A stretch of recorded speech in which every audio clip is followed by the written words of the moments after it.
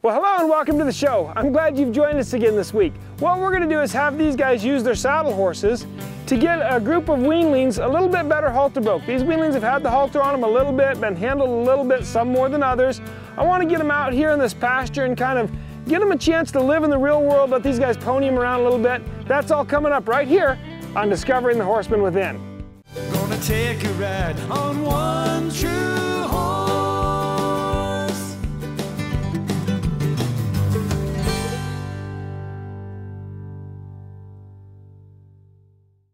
Okay, you guys, if you kind of come over here and give me a little bit of room, I'm going to work this colt. And this is a 3-year-old that was worked a little bit as a weanling and only from the ground. Worked a little bit more as a 2-year-old, not very much. And you can see just right here, you can see not very terribly willing. He's going to come around, but not terribly willing. So what I want to do is not get in a tug-o-war with my horse. Now Nickel here is big enough and strong enough that he could probably push this colt and drag this colt around.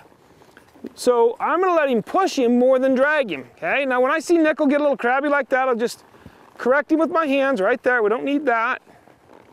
I'm just going to push this colt around a little bit. Now right over here, what I want to establish is respect for my horse from the colt.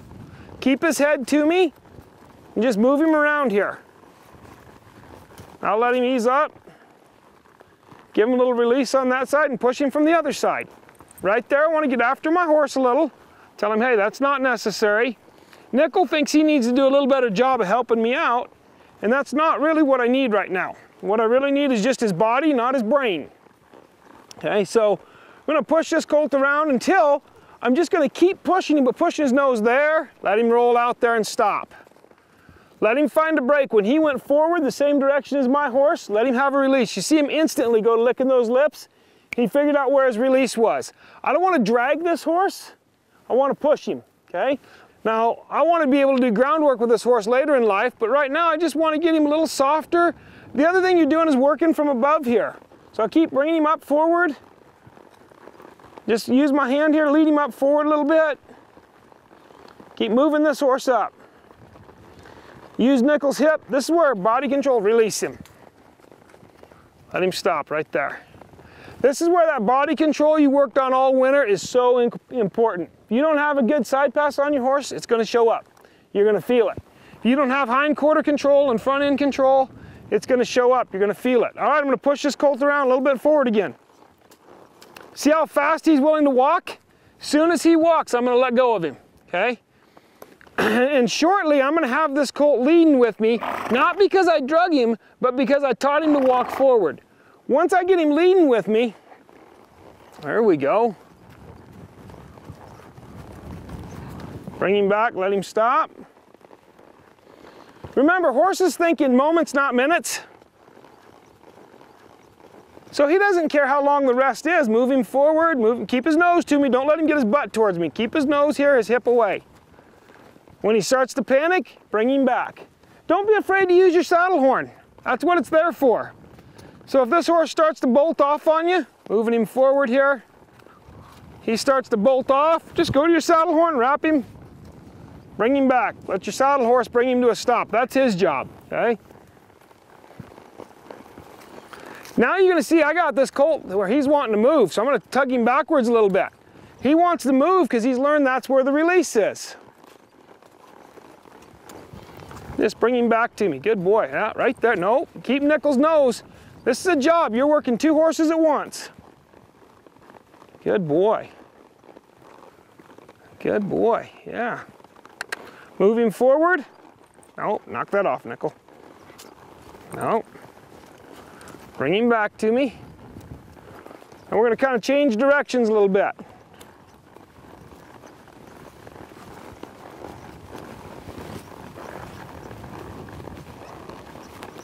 And push his shoulders again. Need him to move directions. I'll take my hand to his eye. There we go.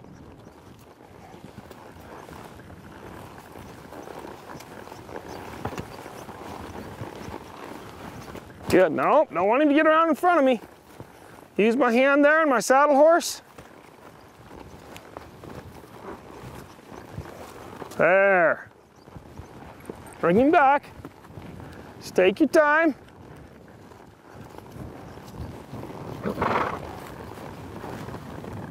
Good. When I get him going the direction I want, now's as good a time as any. Just kind of reach over here and just kind of love on him a little bit. Let him know it's all right. You're working from above. This is like his first ride. You're doing this on weanlings. This is a 3-year-old. So this is important. You make this soft and gentle and quiet and easy. There we go. Good boy. Now I use my horse here, just readjust him a little bit. And I mean right here, we're going for a ride, okay? This is the kind of thing I want you doing with these colts, with these babies. I want you to go ahead and move his hindquarters.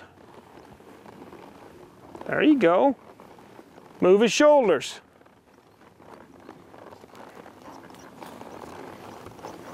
Don't worry so much about leading him. The leading will come, okay? Walk off from him. If you don't feel like you get what you want, change his direction a little bit. Don't get in a tug-o-war. This horse is learning respect for the halter and lead rope and respect for this mature horse. There we go. He'll come along. In a relatively few minutes, this colt's gone from sort of resistant and afraid to pretty relaxed, pretty comfortable, and pretty willing. Now there's a lot more we can do here. I mean, I could spend the next couple of hours here. I want to take a couple of minutes and go over some safety issues. It's real possible to get that rope hooked underneath your saddle horse's tail. When that happens, you drop your lead rope and turn into your rope hand. That'll pull the rope off underneath of his tail. What you don't do, drop your horse and try to fix your rope. Do not do that. That'll get you hurt because it gives the horse no direction, no guidance. Okay? Pretty simple, pretty straightforward, easy lesson. I want to see these babies come around a long way. I'm going to be riding around with you. All right, let's go get our babies. And you can see as they come along, these babies aren't, you know, wild or terrible. They're willing to come along and walk along and be pretty gentle. So all we need to do is just take them to the next level. And for me, that's what bringing babies up is all about. I like to just have the chance to work my young horses a little bit at a time and not get too crabby with them. You know, it never needs to turn into a big deal. If you're not accustomed to dallying with the saddle horn, this is one of those things that can get you in trouble. So don't try to dally. It's better to lose the baby or lose the horse you're working. You can go get it again. You can't go back and get your finger after it's been popped off. So if you're not accustomed to dallying, don't. It's not a big deal. What I want to see is you guys pushing these babies a little bit. I want to see you use your horse and push them. There you go, and motivate them to get out in front of you. Use your horse a little. Give him a job. Let him ride around. Kurt, watch your horse. He wants to be like Nickel. He wants to take a little help and help you put a little action into that colt. Good, that's what I want to see, Haley. That's nice. Just move that horse's hindquarters. Think of your horse, your saddle horse now, as if you were on the ground. How would you move his hindquarters? You just push that hip over a little bit, right? You push that shoulder over a little bit.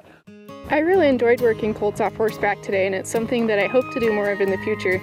It was also enjoyable for me to look up and see the entire group doing the same thing out in the pasture, because each colt responds differently and then each rider handles their colt differently. So you can kind of pick and choose ideas as you look up and notice them.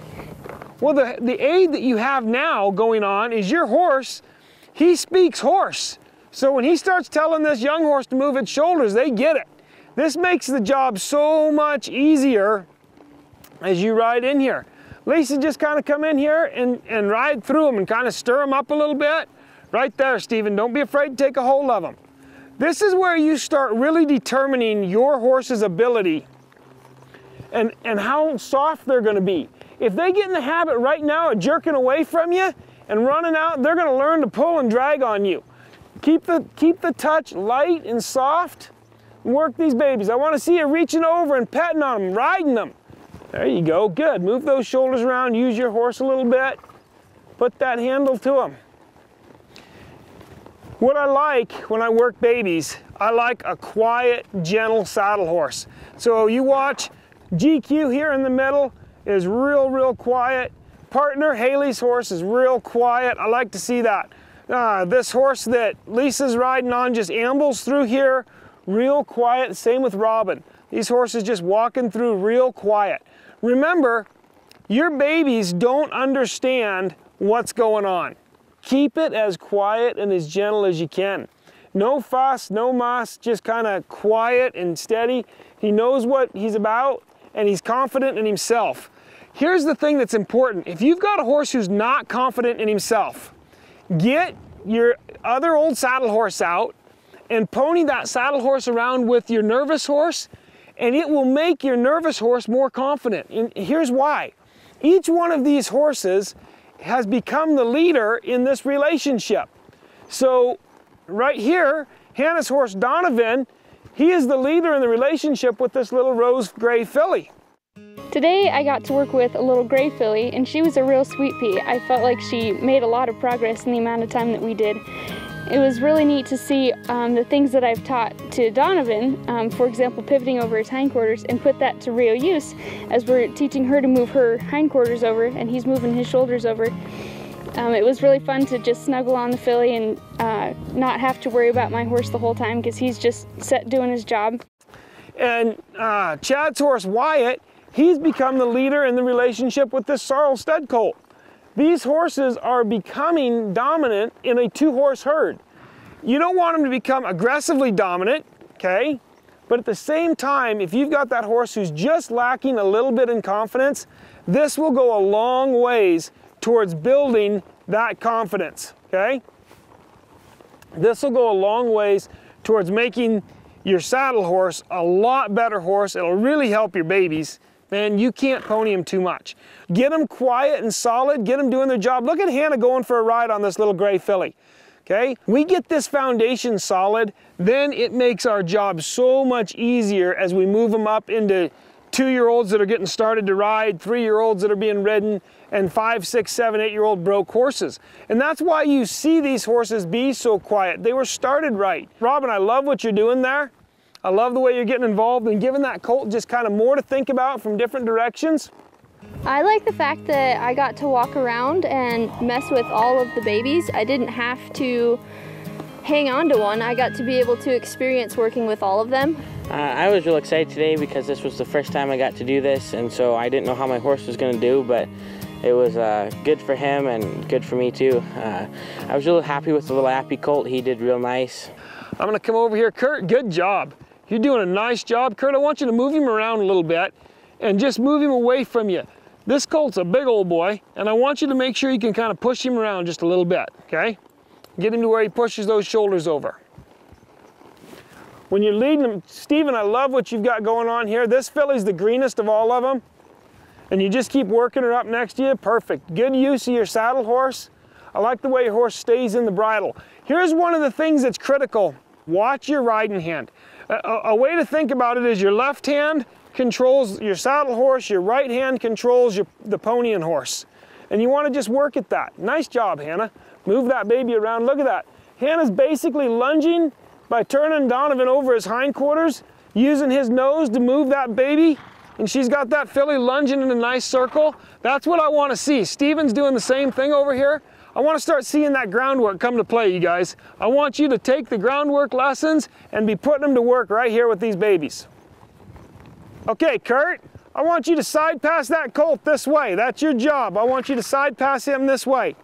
Move him back over here. Chad, same thing. I don't want you to lead him. I want you to side pass your colt back up this way.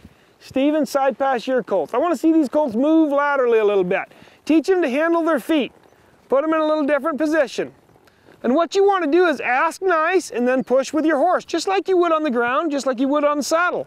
You ask, remember, every cue has an enforcer. You never want the enforcer to become the cue, and you never want the cue to become the enforcer. You give a nice light cue, and that should be enough. If it's not, you add the enforcer. In this case, the enforcer is your horse's body. Sailor did really well. He's got a lot of really good body control, and I was pleased to be able to put it to some actual use. Riding around in the arena is great, but it's really neat to get out and actually do something with it. I was really proud of the way Wyatt did today. He really handled himself well. When the colt got maybe a little fresh, he stayed calm, and that's kind of how he handles himself all the time. If there's a problem or something gets a little spooky, he kind of settles down pretty fast. Christiana, that's looking good. I want you to send your colt around you in a circle. Like lunge him? You're not gonna lunge him, you're gonna use your horse to lunge him. Don't feel like you gotta spin your lead rope because he doesn't know what that means yet. But this is the basics of lunging. Just use your horse to get those feet moving forward. See how he's moving backwards? Push your horse further back to his tail and move him forward. There you go. Keep working, and as soon as he starts forward, release him, release. There you go. Now just keep pushing him around there. You gave him his momentary release, now move him forward. I had a lot of fun with that exercise. Working babies is probably one of my favorite things, and I was really proud of GQ. He did awesome. He stayed quiet. His body moved really well for me, and we did a lot of stuff with that colt, and it came along really well. Today I rode Chauncey. I enjoyed myself a lot. He was a huge helper. He's just real calm and gentle and can get in there with the babies and just really gives them some emotional support, and I think it's great for the babies to be touched on either side and used to other horses, and it was nice to use him for a job and as well as get that experience from the outside for sure. Don't try to make it rocket science. It's fun and it should be quiet and gentle and easy. And this is what I want to see. These babies were in a round pen 20 minutes ago. They were loose in a round pen, dragging their halters and lead ropes that had been put on them 2 hours ago. And that's it. And that's what you get, because it's not rocket science and you didn't try to make it that way. When I think about character traits that are relevant to horsemanship, self-control is at the top of the list. You see that person down at the creek crossing who's lost their temper and they're mad and they're whacking on that horse, and what's the horse doing? He's fighting for his life. The reason is, if I can't keep control of my emotions, then there's no way that I'm going to be able to keep control of his emotions. And when he loses control of his emotions, it becomes a life and death scenario, and it's my life and my death we're talking about. My horse reads my emotions, and he reads everything into them. And he doesn't understand frustration at work. He doesn't understand stress over finances. What he understands is you're upset. You're a meat eater. If you're upset, you must be hungry. That's it. That's how he sees it. So when you lose control of your emotions, you scare him. And the moment you scare him, he starts trying to get out of the situation. So maintaining control over our emotions is a matter of self-control, right? If we practice self-control in the small things, it'll show up in the big things. It's muscle memory. If we drive down the road practicing getting mad at everybody we pass on the road, then we're gonna lose it on the big things too. Self-control is a matter of determining I'm in control of my situations and my emotions. I can't help everything, but I can help how I respond to everything. Remember, God created your horses for you to enjoy, and the best way to enjoy them is with your family and friends. Until next week, may God bless the trails you ride. Find out more about Ken McNabb horsemanship at kenmcnabb.com. That one true horse, the perfect partner built to ride. One true horse, a bond that cannot be denied. You would search forever just to have the chance to take a ride.